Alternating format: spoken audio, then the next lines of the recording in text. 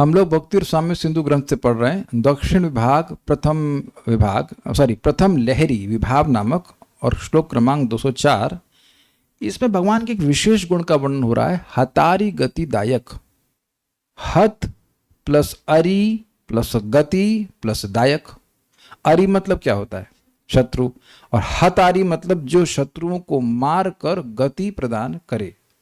तो मेरे पीछे बोलिए, मुक्तिदाता हतारीणाम, मुक्तिदाता हतारीणाम, हतारी गतिदायकः, हतारी गतिदायकः, मुक्तिदाता हतारीणाम, मुक्तिदाता हतारीणाम, हतारी गतिदायकः, हतारी गतिदायकः। बोलिए, मुक्तिदाता हतारीणाम, हाँ, मुक्तिदाता हतारीणाम, हतारी गतिदायकः, हतारी गतिदायकः।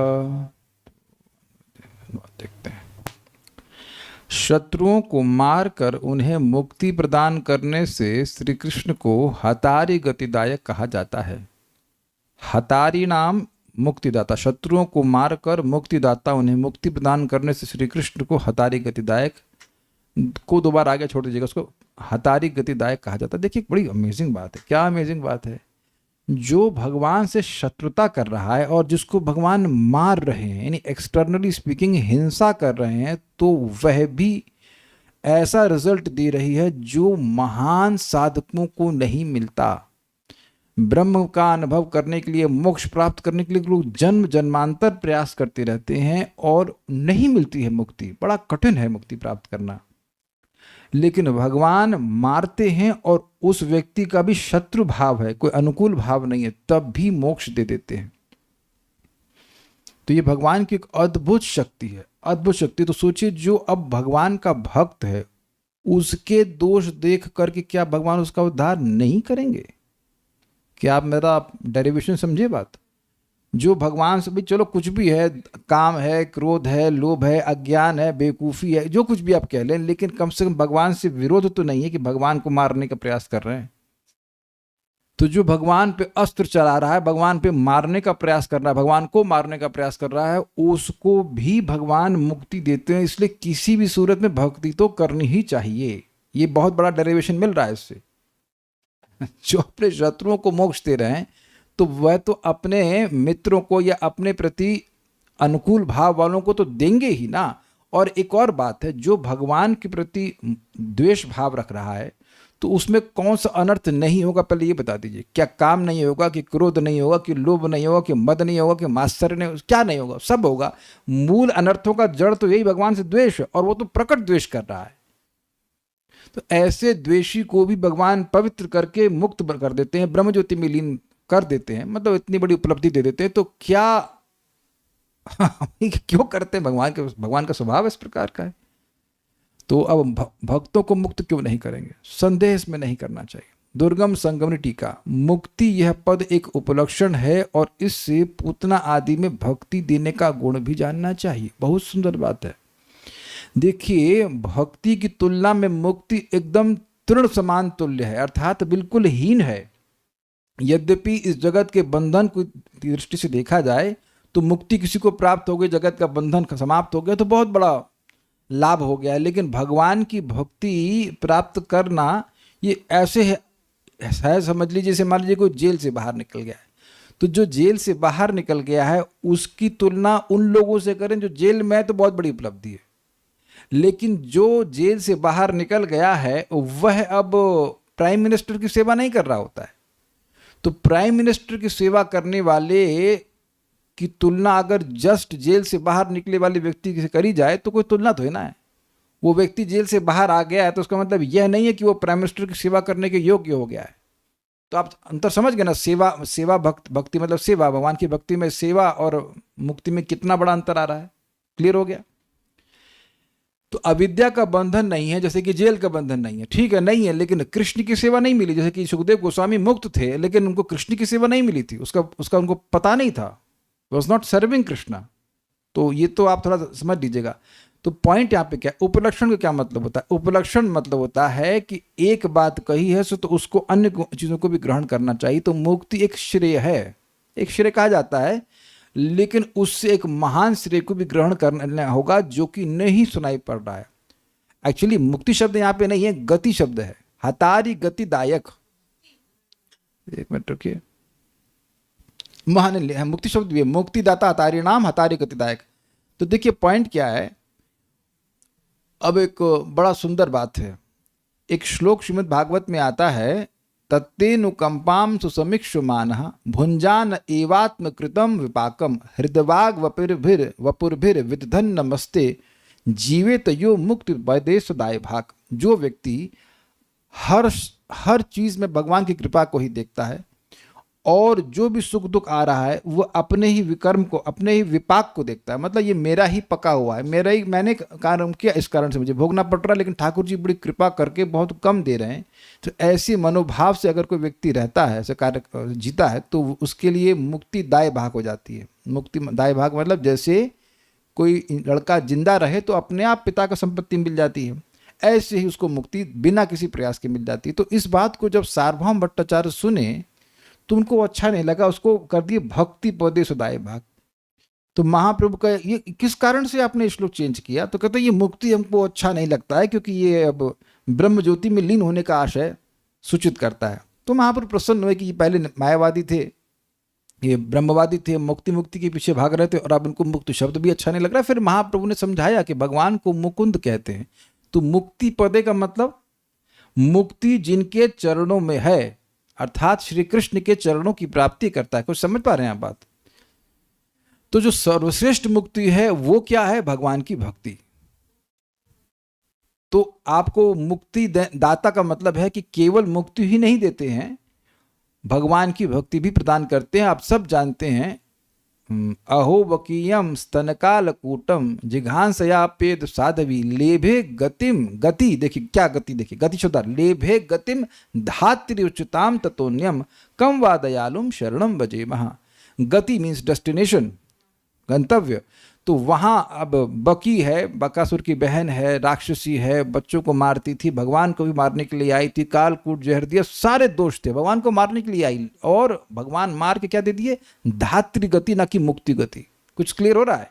ये प्रमाण है कि गति का मतलब केवल मुक्ति नहीं है, पर मुक्ति का मतलब, गति का मतलब भक्ति भी प्रदान करते हैं। यद्यपि जबकि अन्य भगवत स्वरूप जब किसी को मारते हैं, किसी असुर को मारते हैं, तो उसको स्वर्ग आदि गति मिलते हैं, हायर डेस्टिनेशन मिलता है, लेकिन मोक्ष तो नहीं ही मिलता है। और भक्ति का तो कहना ही क्या।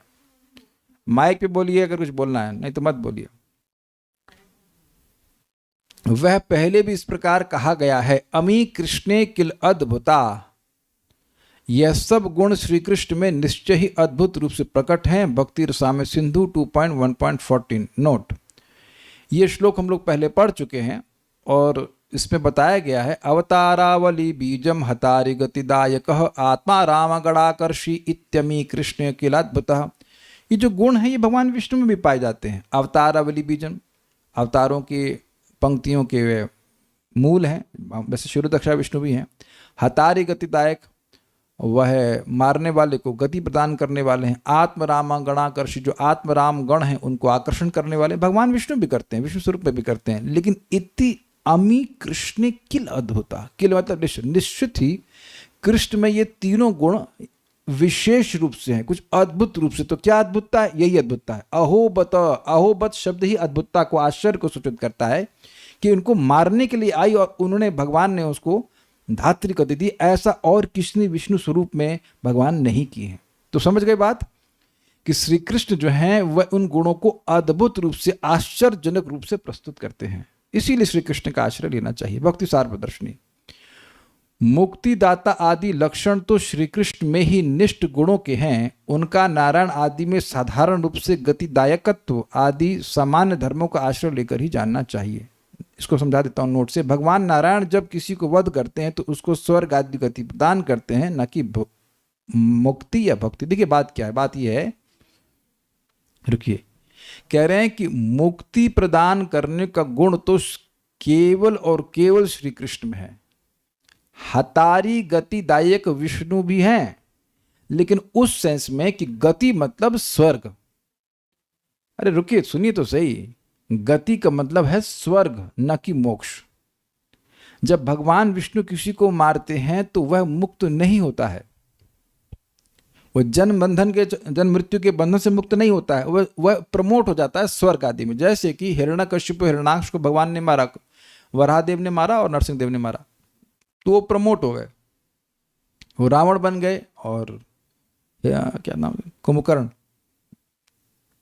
और उसके बाद वो उसको मारा तो फिर बन गए ये शिशुपाल और दंतवक्र। तो शिशुपाल की क्या पोजीशन थी, भगवान का ही वो सब मतलब रिलेशनशिप में आ गया, इतना ज़्यादा वह एलिवेट हुआ। तो एलिवेट हुआ, प्रमोशन हुआ, लेकिन वह जगत से बाहर नहीं निकल पाए। ये रूप गोस्वामी समझाते हैं इस तरह से। ये बात समझ में आ रही है कि भगवान जब भगवान विष्णु स्वरूप में जब मारते, ताड़का को मारा कि नहीं? इंटरेस्टिंग है कि भगवान राम ने भी ताड़का को मारा, लेकिन क्या वह साकेत लोक की प्राप्ति करी? आपने ऐसा कहीं सुना है? आपने देखिए, ये मेरी अंडरस्टैंडिंग है, हम तो सही बात समझें। आपको कहीं प्रमाण मिला हो कि ताड़का को मारे हों और वह साकेत लोक पहुंच गई हो प्रामाणिक रूप से, आप तो बताइएगा। ऐसा हुआ नहीं है, कहीं भी गई हो लेकिन साकेत लोक नहीं गई। देखिए ब्रह्म क्या नाम है, भगवान कृष्ण ने जब पूतना को मारा, दोनों सिमिलर ही कह लीजिए, पूतना को इधर मारे, ये ताड़का भी सबसे पहले ताड़का को मारे थे भगवान राम, है ना, उससे पहले तो किसी ने मारे थे। तो ताड़का को मारे तो वहां अगर साकेत लोग गई होती तो वो शास्त्र में बोल दिया गया होता कि साकेत लोग गई, ताड़का तो नहीं गई।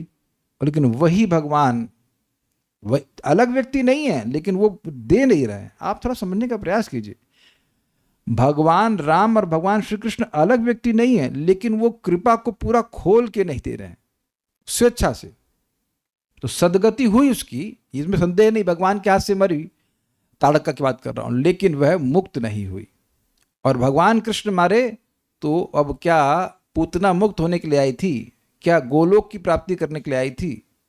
लेकिन वो मुक्त हो गई। क्षमा कीजिएगा, मुक्त नहीं, भगवान की माँ की गति उसने प्राप्त की। अब पूछना मुझे पूछिए।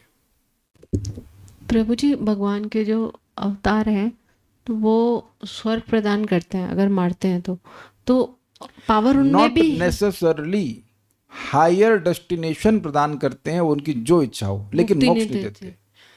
देखिए अप टू का सेंस होता है, जैसे हमारे यहाँ कितनी स्पीड आती है, अप टू 100 Mbps, हमेशा 100 Mbps नहीं आती है। Is it okay? तो जितना वहां से वो खोल देते उतनी आ जाती है स्पीड। तो अब भगवान जितना खोलेंगे, जैसा उनका मूड होगा वैसा वो करेंगे, लेकिन मोक्ष नहीं देते भाई, क्योंकि ऐसा नहीं कि हर बार जो असुर मारा जाएगा वो स्वर्ग ही जाके लैंड करेगा, वो उनकी इच्छा है। हाँ, तो पावर होती है सारे विष्णु अवतार भगवान के अवतारों के पास भी, पर वो प्रकट नहीं करते। देखिए मुक्ति देने की पावर होती है। बात समझिए, वो अलग व्यक्ति हैं ही नहीं। पहले इस डाउट को अपने मन से बाहर निकालने की, वो अलग व्यक्ति, वो अलग व्यक्ति हैं ही नहीं, वो वही व्यक्ति हैं।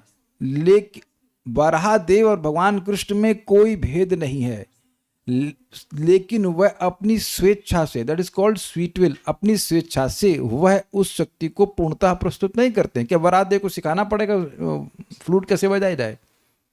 वो सब बजा सकते हैं, फ्लूट, बैंजो, तबला सब बजा लेंगे, लेकिन वो बजाए किसको? वो हिरणाक्ष को बजाए, तमाचा बजाए, और कुछ नहीं बजाए। वो नहीं, वो ऐसा आप अगर ऐसा कह देंगे तो वराहदेव को आप अशक्त कह देंगे। ये यहाँ अपराध बन जाता है।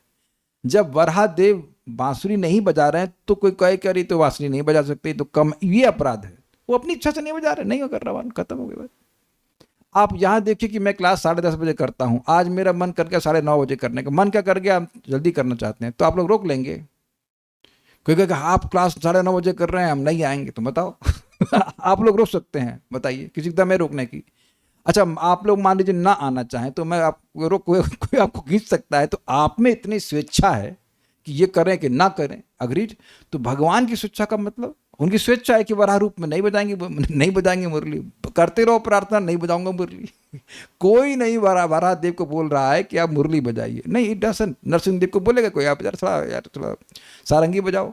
No, he doesn't, he can but he doesn't do that. तो इसी तरह से आप ये नहीं कह सकते कि असमर्थ कुछ नहीं है, वो सब कर सकते हैं, लेकिन वो देते नहीं है। श्री कृष्ण स्वरूप में ही वह पूर्ण कृपा देते हैं, ये बात है। इसीलिए तो उद्धव जी कह रहे कि हम और किसकी शरण लें, आपसे अधिक और कृपालु कौन हो सकता है? कम वा दयालु शरणम ब्रजेमा। सबसे हर चीज में भगवान अद्भुत रूप से वह उत्कृष्ट हैं, अद्भुत रूप से वो गुण को प्रकाशित करते हैं। तो उम्मीद है कि बात समझ में आ गई कि मैं फिर रिपीट कर रहा हूं, क्योंकि कंफ्यूजन हो सकता है। हतारी गतिदायक भगवान विष्णु हैं कि नहीं है, वेद बात नहीं, बताइए।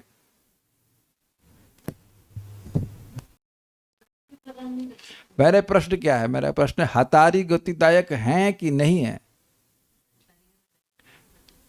जिस शत्रु को मारेंगे उसको गति प्रदान करने वाले। हाँ है। ठीक है, तो क्यों है? क्योंकि वह कोई ना कोई गति, स्वर्ग कोई आदि गति सदगति जरूर प्रदान कर देंगे, स्वर्ग नहीं, स्वर्ग, कोई सदगति प्रदान कर हाँ। देंगे मुक्ति को छोड़ के। वेरी गुड, सदगति प्रदान कर देंगे,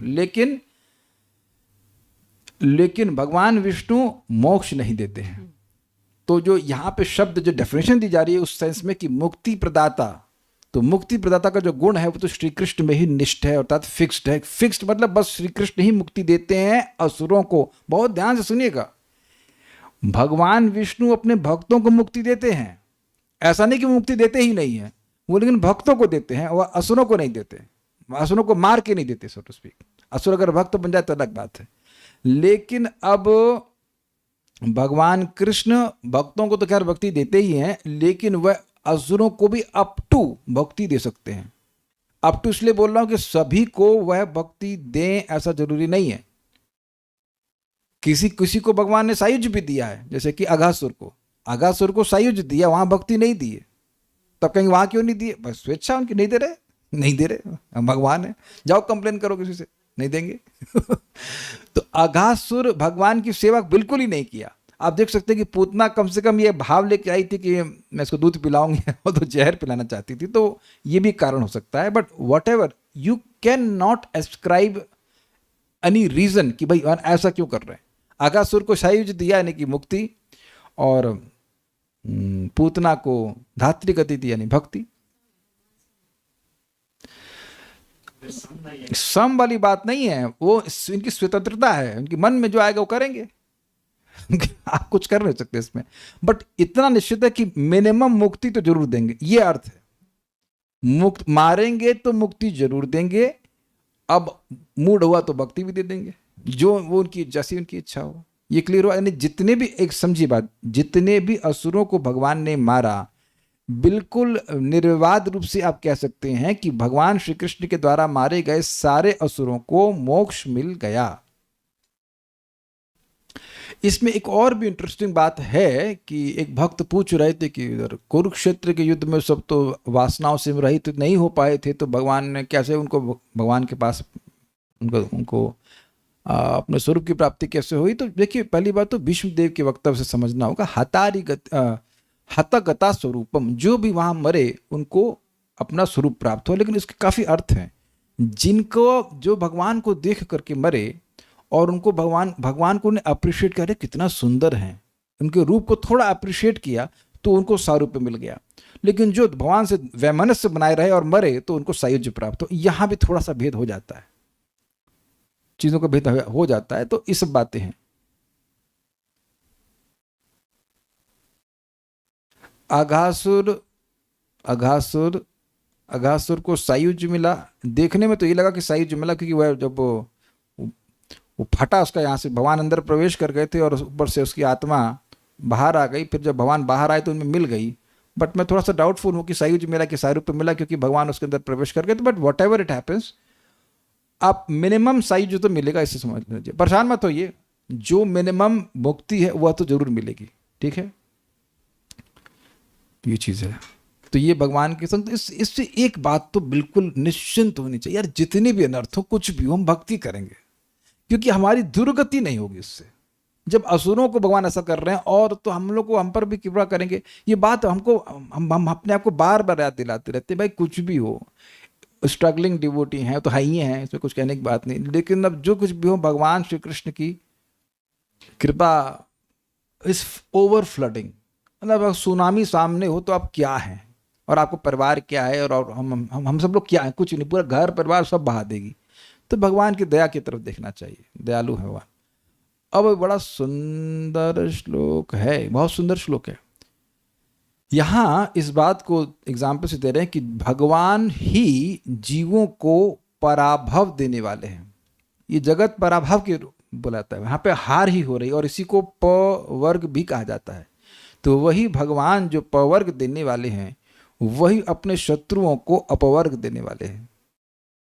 तो पहले इसको कहा लेते हैं, पराभवम फेनिलवक्त्रताम च, पराभवम फेनिलवक्त्रताम वक्त्रतां च बंध च भीतिं च मृतिं च कृत्वा बन्ध च भीतिं च मृतिं च कृत्वा पवर्गदातापि शिखण्डमौले पवर्गदातापि शिखण्डमौले त्वं शात्रवाणां पवर्गदोषी त्वं शात्रवाणामपवर्गदोषि त्वं शात्रवाणामपवर्गदोषी त्वं शात्रवाणामपवर्गदोषि पराभवं फेनिलवक्त्रतां च पराभवं फेनिलवक्त्रतां च बन्ध च भीतिं च मृतिं च कृत्वा बन्ध च भीतिं च मृतिं च कृत्वा पवर्गदातापि शिखण्डमौले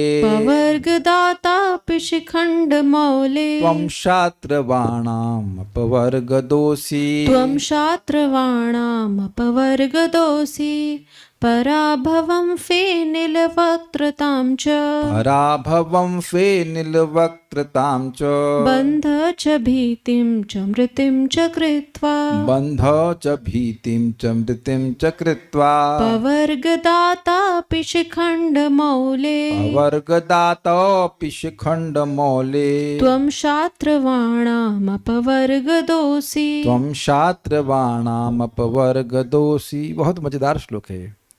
जैसा कि कहा गया है, कहाँ कहा गया है नहीं बताया, कहीं ना कहीं कहा गया है, हे मोर पंखधारी श्री कृष्ण। अब देखिए ये बड़ा इंटरेस्टिंग है, मोर पंखधारी क्यों कह रहे हैं, केशव क्यों नहीं कह रहे हैं।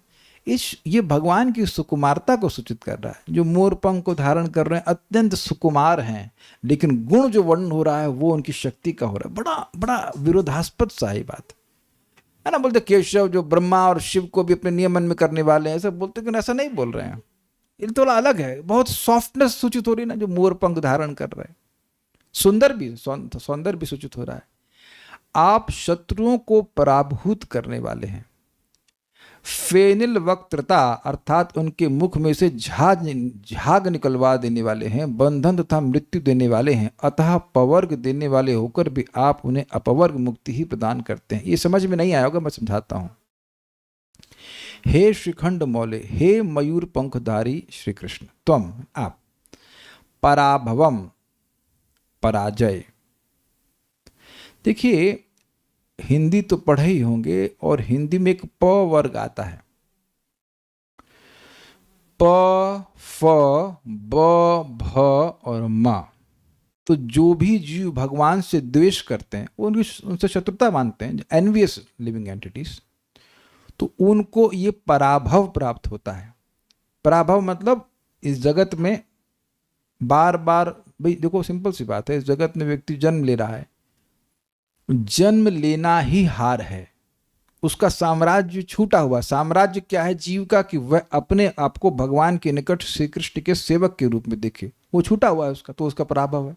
इसी बात को भगवान ने 5वें स्कंद में 5वें अध्याय में कहा है, पराभवस्तावद बोध जातो यावन जिज्ञास्तमात्म तत्वम। तब तक व्यक्ति को पराभव प्राप्त होगा, मतलब बार बार जन्म मृत्यु के चक्र में पड़ा रहेगा, जब तक वह आत्म तत्व की जिज्ञासा नहीं करता है। तो ये जो पवर्ग है, इसमें पहला है पराभव अर्थात पराजय। जो कुछ भी हम इकट्ठा करते हैं जगत में, वो सब छीन लिया जाता है। अब मान लीजिए वेदवादी मैं और आपको छीना झपटी का गेम खेल रहे हैं, और हर बार मुझसे छीन के ले जाएं, तो किसकी हार हो रही है बताइए, माइक बताइए। आपकी। Does that make sense? Whatever we acquire, पढ़ा था ना हमने तीसरे स्कंद में, जो वह क्या था, दुखे ना, बड़े दुख से वह, बड़े प्रयास से वह इकट्ठा करता है अपने सुख के लिए। हम सब लोग जो भोग के लिए सामग्री इकट्ठी करते हैं, वो सब उस वस्तु को, तम शब्द उस वस्तु को समय धुनोति शब्द नष्ट कर देता है। ठीक है ना। तो ये जगत में पराभव दिख रहा है कि नहीं, कोई व्यक्ति की कोई वस्तु उसके साथ नहीं जाएगी, उसकी आंखों के सामने नष्ट हो जाएगी। एक, फिर इस जगत में इतनी मेहनत करनी पड़ती है कि फेनिल वक्त्रता, मुख से झाग आ जाता है। 10-10, 12 घंटे काम करते हैं, और थोड़ा सा इसकी आवाज कम कीजिए। और साथ ही आप देखिए कभी कभी मनुष्य जो है, नहीं ऊपर हल्की सी, मेरे स्पीकर मेरी तरफ कर दीजिए बस, हाँ ठीक है बस।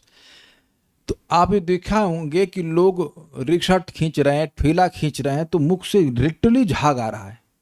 तो यह भी है, जीव इस जगत में जन्म लेकर के इस प्रकार से परिश्रम कर रहा है। वैसे तो प का अर्थ परिश्रम भी रखा गया है कि जगत में बहुत परिश्रम करते हैं और इतना परिश्रम करते हैं कि झाग निकलता है, लेकिन दोनों ही अर्थ है, पराभव ले लीजिए या परिश्रम ले लीजिए, और व्यर्थ है। और ऐसा नहीं है कि मुख से झाग निकल रहा है, इतना परिश्रम हो रहा है तो व्यक्ति मुक्त हो रहा है, नहीं, बंधन लग रहा है। जिन जिन कार्यों को वो कर रहा है इंद्रिय तृप्ति की, वो फिर अगले एक जन्म नहीं कई जन्मों के लिए उसमें वो कर्म पक जाता है। Is it okay? जैसे आप खिचड़ी एक व्यक्ति के लिए बना सकते हैं, 2 के लिए बना सकते हैं और 100 लोगों के लिए भी बना सकते हैं, तो उसी प्रकार से वही कर्म अब कितने जन्मों का बंधन दे रहा है आप नहीं कह सकते हैं। आपको पता है ना वो एग्जाम्पल जो क्या नाम है धृतराष्ट्र ने किया था। धृतराष्ट्र ने एक पक्षी के 100 बच्चे उसके सामने मार दिए थे, तो कितने समय का बंधन लगा? कर्म एक हुआ लेकिन अब 100 जन्म का बंधन लग गया उसको। ठीक है, तो बंधन लग रहा है। और भीति, भाई तो स्पष्ट है, इंद्रिय तृप्ति छूट जाएगी, मेरे को मरना पड़ेगा, ये भय मिलता, ये सब जगत में लगा हुआ। और मृत्यु, अंत तो गता मृत्यु, तो सबको दिख गया। प फ ब भ म, कृता मतलब देकर, पवर्ग दाता अपि, पवर्ग को देने वाला होते हुए भी, अर्थात इन 5 को देने वाला होकर भी, अर्थात भगवान की एजेंसी माया के द्वारा जो भी जीव उनसे शत्रुता रखते हैं, उनसे द्वेष रखते हैं, उनको पवर्ग मिलता है। भगवान की इच्छा के बिना नहीं मिल सकता है। तो कहेंगे भगवान की इच्छा क्यों होती है? भगवान क्या हमसे गुस्सा होते हैं? देखिए, भगवान हमसे गुस्सा नहीं होते हैं, वो सुविधा प्रदान करते हैं उन जीवों को इस प्रकार की कष्ट भोगने के लिए, क्योंकि जो भगवान से विद्रोह करते हैं उनको मिलेगा ऐसा। भाई आप जानते हैं कि जेल की रचना प्राइम मिनिस्टर की इच्छा से ही होती है, लेकिन इसका मतलब ये नहीं कि खुद ही वो अब ईंट पत्थर लगा रहे हैं उसमें। तो ये बात सब लोग समझते हैं इस बात को, लेकिन भगवान के शत्रुओं को, या हम सभी लोग जो भगवान की भक्ति नहीं कर रहे हैं जगत में, वो बेसिकली भगवान से शत्रु ही, शत्रुता रखे हैं, एनवियसनेस। तो एनवियस जीवों को यहाँ पे स्थिति मिलती है, ऐसी पवर्ग मिलता है, ये क्लियर हुआ है। तो पवर्ग देने वाले श्री कृष्ण ही हैं, और ऐसा होते हुए भी शात्रवाणाम अपवर्गदः असि, शत्रुओं के लिए मोक्ष देने वाले हैं। अब ये थोड़ा विरोधाभास है।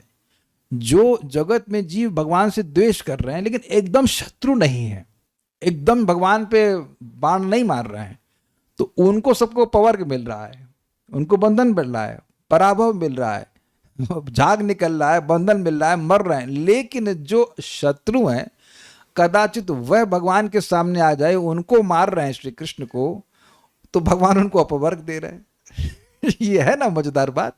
कुछ समझ में आया? कैन यू रिलिश दिस श्लोक? इज वेरी अमेजिंग कि ऐसे सबको लाइन से पवर्ग दे रहे हैं। दुख में मतलब उनकी व्यवस्था से दुख में पड़ रहा है, लेकिन वो इनडायरेक्ट व्यवस्था है। लेकिन अगर कदाचित भगवान के सामने आ गया तो भगवान अब उसको अपवर्ग प्रदान कर देते हैं। तो ये उनकी दयालुता है। It's very interesting. और ये इनकंसीवेबल भी है। जो पीठ पीछे गाली दे रहा है उसे पवर्ग ही मिल रहा है ना? लेकिन अगर भगवान के सामने आकर के बाण चला दिया, भगवान को मारने का प्रयास किया, तो भगवान उसको मार देते और मार करके मोक्ष प्रदान कर देते हैं। समझते रहिएगा आप, हम तो खाली अनुवाद कर, समझते रहिएगा ये क्यों करते हैं। कोई आपको गोली मारे, क्षमा कीजिएगा, कोई किसी को गोली मारे तो उसको मुक्त हो जाओ, नहीं। महाराज सुंदर कहते हैं कि देखो भगवान का अद्भुत स्वभाव है। कोई गुंडा अगर बाहर घूम रहा हो तो हम अपना दरवाजा बंद कर लेंगे, लेकिन भगवान जब यहाँ के हूण बदमाशों गुंडों को मारते हैं, जैसे पहली गुंडी को मारा पूतना को, तो कहते तुम यहाँ बहुत डिस्टर्ब कर रहे हो जगत में, जाओ हमारे धाम में जाकर रहो। This is very inconceivable. इसीलिए भैया भक्ति नहीं छोड़ना। You are not a demon, we are not a demon, we may have demoniac tendency in our heart which is there. उसका तो क्योर चल रहा है, प्रोसेस चल रहा है। हरे कृष्णा कर रहे हैं, भगवान की बात सुन रहे हैं, प्रसाद खा रहे हैं भैया, लेकिन भगवान की दया की तरफ देखिए। और प्रभुपाद, अच्छा अगर आप इस बात को नहीं समझ पा रहे हैं देन इट्स ऑल्सो ओके। भगवान की दया को, भगवान के गुण को नहीं समझ पा रहे हैं, इट्स ऑल ओके। क्यों? प्रभुपाद कहते हैं कि तुम चाहे भगवान के किसी भी गुण को समझ लो, लेकिन भगवान की जो सहज दया है बद्ध जीवों के प्रति, उसे तुम कभी नहीं समझ सकते। इनफाइनाइट है। नहीं समझ में नहीं आ रहा है ना कि जो अन्य लोग को पवर्ग दे रहे हैं और शत्रु जो उनको मारने का प्रयास कर रहा है, मार तो नहीं सकता, उसको मार करके मोक्ष तेरे कर खत्म करो यार, चलो यार तुम बहुत डिस्टर्ब हो रहे हो। हाँ बोलिए, कुछ बोलना चाहती हैं? आप अकेली तो है नहीं ना क्लास में, तो बोली तो माँ की बोली, नहीं तो मत बोली, कोई बात नहीं। अब ये बड़ा मजेदार है, यहां पर दो अर्थ आएंगे, यथा वा दूसरा। हाँ, इसको पहले हम ऐसे नहीं समझा पाऊंगा, अब अन्वय करके पढ़ाऊंगा, पहले बोल लेते हैं। चित्रम मुरारे सुरवैरि पक्ष, चित्रं मुरारे सुरवैरि पक्ष, त्वया समन्ताद् अनुबद्ध युद्ध, त्वया समन्तादनुबद्ध युद्धः, अमित्रवृन्दान् अविभिद्य भेदम्, अमित्रवृन्दान्यभिविद्य भेदम्, मित्रस्य कुर्वन् अमृतं प्रयाति, मित्रस्य कुर्वन् अमृतं प्रयाति। चित्रं मुरारे सुरवैरि पक्ष, चित्रं मुरारे सुरवैरि पक्ष, त्वया समन्तादनुबद्ध युद्धः, त्वया समन्तादनुबद्ध युद्धः, अमित्रवृन्दान् अविभिद्य भेदम्, अमित्रवृन्दान्यभिविद्य भेदम्, मित्रस्य कुर्वन् अमृतं प्रयाति, मित्रस्य कुर्वन् अमृतं प्रयाति।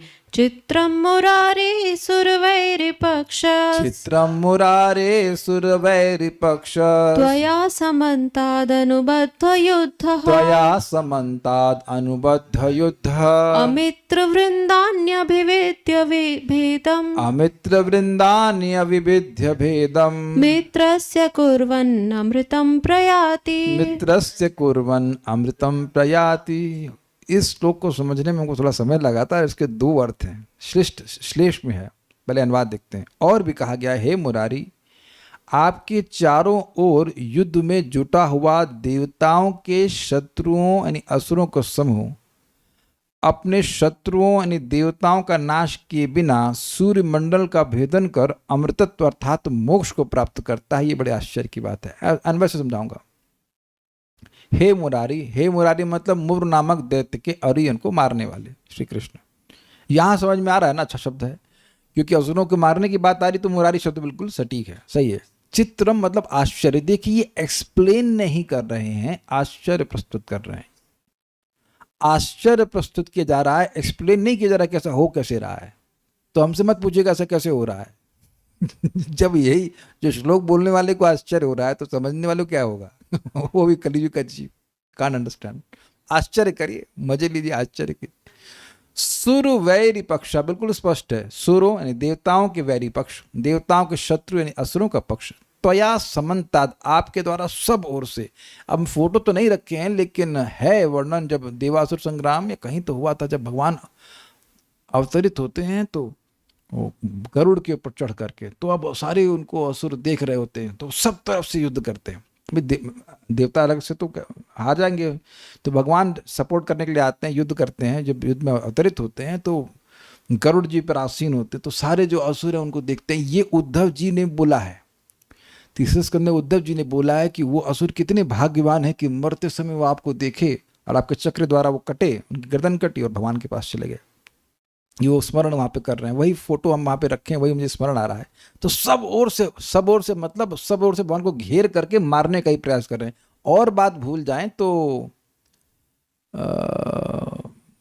जो मथुरा में अटैक किया था, क्या नाम है उसका, जरासंध, 17 अक्षौणी, सही बोल रहा हूँ, 21 अक्षौणी, 21 अक्षौणी था ना, 21 अक्षौणी, 21 अक्षौणी को लेकर के आ रहा था। तो और लड़ने वाले कौन है, कृष्ण बलराम जी। तो घेरेंगे कि नहीं घेरेंगे इनको, तो सब ओर से घेर करके बाण चला रहे हैं, भाला चला रहे हैं, जो कुछ चला रहे हैं, तो इस प्रकार से वह चला रहे हैं।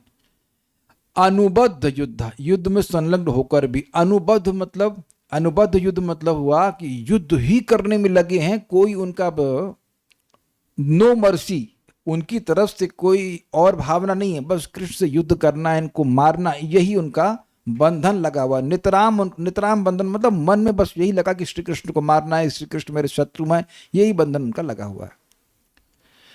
होकर भी अमित्र वृंदान, शत्रुओं के समूह को, स्पष्ट समझ में आ रहा है। अमित्र और वृंद मतलब समूह, तो इन शत्रुओं के समूह को, इन राक्षसों के समूह को अविभिद्य, विदीर्ण किए बिना, विविध्य मतलब फाड़ देना, विविध्य मतलब विशेष रूप से फाड़ देना, और अविविध्य मतलब फाड़े बिना, इनको विनष्ट किए बिना अर्थात करे बिना, अर्थात देवताओं का, एक मिनट कुछ मिस्टेक हुआ, हाँ ठीक है, विदीर्ण किए बिना अर्थात देवताओं का नाश किए बिना, मतलब ये शत्रु देवताओं को नहीं मार पाए। ठीक है, मित्रस्य भेदम, मित्र को, मित्र का अर्थात सूर्य का भेदन कुर्बन मतलब करते हुए अमृतम प्रयाति, मोक्ष को प्राप्त करता है। तो ये मैंने पहले वाला अन्वय समझाया। हाँ, तो इसका क्या मतलब है, क्यों आश्चर्य कर रहे हो भाई? देखिए बात क्या है कि शत्रु का नाश कोई व्यक्ति करे तो उसके बाद वह सूर्य का भेदन करके स्वर्ग की प्राप्ति करता है, लेकिन ये हुए असफल ये पिट गए, वह देवताओं की तरह मारेगा, जो भी भगवान ने मां को मारा, लेकिन देवताओं को ही मार नहीं पाए, प्रोजेक्ट हो गया असफल। और उसके बाद भी, और सूर्य को भी भेदे और सूर्य को भेद कर मोक्ष मिल गया। ये आश्चर्य हुआ को। यहां पर कोई सैनिक है जो शत्रु को मारेगा तब उसको मेडल मिलेगा, है ना, लेकिन ये शत्रु को मार नहीं पाए। एक दूसरा, शत्रुओं को मारने के बाद फिर जब व्यक्ति मतलब मरेगा, जो कुछ होगा, तो वह सूर्य को भेद करके स्वर्ग की प्राप्ति करता है, ये बात है। लेकिन ये शत्रुओं को मार नहीं पाए, एक सूर्य को भेदन किया, दूसरा और भेद करके मोक्ष को प्राप्त कर गए। कुछ समझ रहे हैं बात? शत्रुओं को भेद नहीं कर पाए, फिर भी मित्र को भेद कर लिए। अमित्र, ऐसे देखिए लैंग्वेज कितना है, अमित्र वृंदान अविभिद्य, अमित्रों को भेद नहीं कर पाए लेकिन मित्र का भेद कर दिए। मित्र मतलब ओम मित्राय नमः, सुना है ना आपने? ओम मित्राय किसका मतलब हुआ? मेरे मित्र तुमको नमस्कार है, ये मतलब है। नहीं, इस श्लोक का अर्थ बताइए, ओम मित्राय नमः क्या मतलब इसका? किसको एड्रेस कर रहे हैं ये? आपको 12 नाम नहीं पता है सूर्य के? ओम भानवे नमः, ओम मित्राय नमः, हाँ आदित्याय नमः, तो उसमें मित्र नाम सूर्य का है। It is playing on words कि अमित्रों को भेद कर मित्र को भेद दिया। मित्र को, जो मित्र नहीं है उनको नहीं भेद पाए, लेकिन मित्र को भेद दिया। अर्थात सूर्य को भेद कर, सूर्य को पार करके। देखिए भेदने का मतलब है कि ऐसे नहीं कि सूर्य के ऐसे फाड़ के जाएगा, सूर्य को पार करके, सूर्य को पार करके मुक्त हो गए, क्रॉस होकर के। यस, ठीक है, एक है। तो दूसरा अन्वय देख लीजिए इसका क्या है, ये बड़ा मजेदार है। हे मुरारे श्री कृष्ण, चित्रम, आश्चर्य, क्या आश्चर्य है। सुरवैरी पक्ष, देवताओं के शत्रु असुरों का पक्ष, त्वया समन्तात अनुबद्ध युद्ध, आपके द्वारा सब ओर से युद्ध में संलग्न होकर भी अमित्र वृंदानी अविभिद्य, शत्रुओं के समूह को विदीर्ण ना कर कर। यहां तो ठीक है, यहां तक कॉमन है, मतलब देवताओं को नहीं मारकर मित्रस्य भेदम कुर्बन, मित्र के भेद अर्थात मित्र भाव को प्राप्त करते हुए। यहां पर मित्र का क्या अर्थ है? दोस्त, कि मतलब दोस्त बन गए भगवान के। दोस्त बन गए, ये कैसे हुआ? देखिए इसका प्रमाण है कुरुक्षेत्र में ही। भगवान के अगेंस्ट सब लोग, मतलब भगवान से तो युद्ध नहीं कर रहे हैं, अर्जुन से युद्ध कर रहे हैं, लेकिन वो तो पार्टी तो भगवान की है। तो भगवान को देखते थे, अरे बड़ा सुंदर है। जबकि भगवान युद्ध नहीं कर रहे हैं, और इतने में अर्जुन की बाण आकर के उसकी गर्दन काट दिया करता था। तो उसका भाव मित्र का हो गया कि नहीं, यद्यपि वह विपक्ष से है। ये एग्जाम्पल दे रहा हूं, उसे और भी जगह है। बड़ा सुंदर है। तो ये मित्र भेद थोड़ा समझने का प्रयास कीजिए। भेद मतलब होता है अंतर। तो पहले ये लोग शत्रु थे, ये भेद समझते हैं, इसमें और इसमें भेद जानो, तो अंतर समझते ना। भेद का अर्थ होता है भेदना, फाड़ना, और दूसरा होता है भेद का मतलब अंतर। क्या आप इस माउस और इस माउस में भेद समझते हैं?